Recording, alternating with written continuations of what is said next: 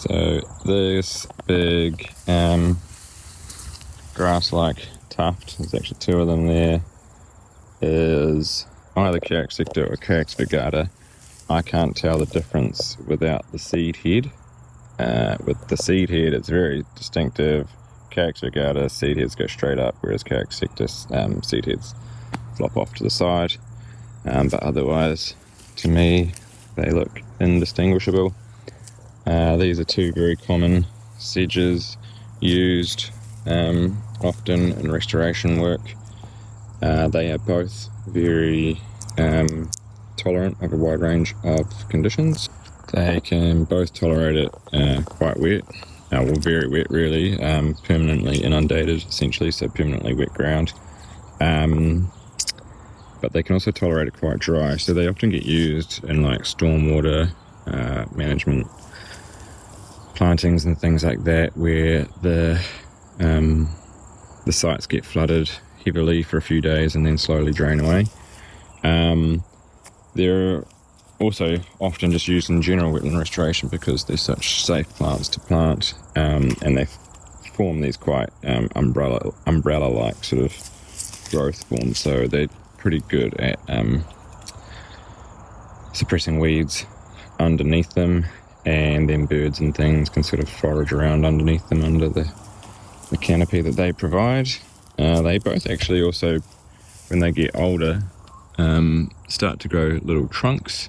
So they can, I think the Carex secta gets more of a trunk generally, and it can get sort of like a metre high trunk in some extreme cases. So yeah, often used in wetland restoration because they're such reliable plants to grow.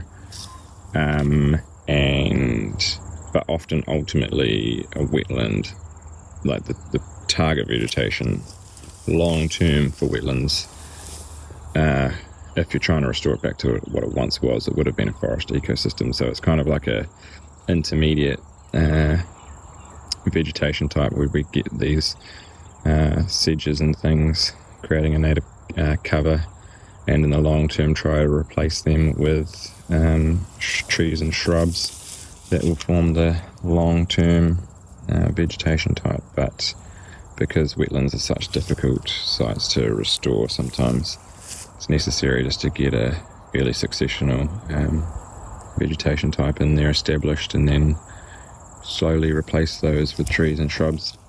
Because it is a sedge, we can manage weeds around it, broadleaf weeds at least around it, with broadleaf specific herbicides, with less risk to these plants. So things like triclopyr and metsulfurin, in theory, can spray over them and have minimal damage. I just recommend probably not using additives so much to your spray, because things like penetrants, super wet and whatnot can potentially do some damage to the leaves. So yeah, if you're going to spray over them, I'd recommend sort of trying a lower strength dosage of the herbicide first and seeing how they go, and then if you don't get damage to your Carexes, keep going with it.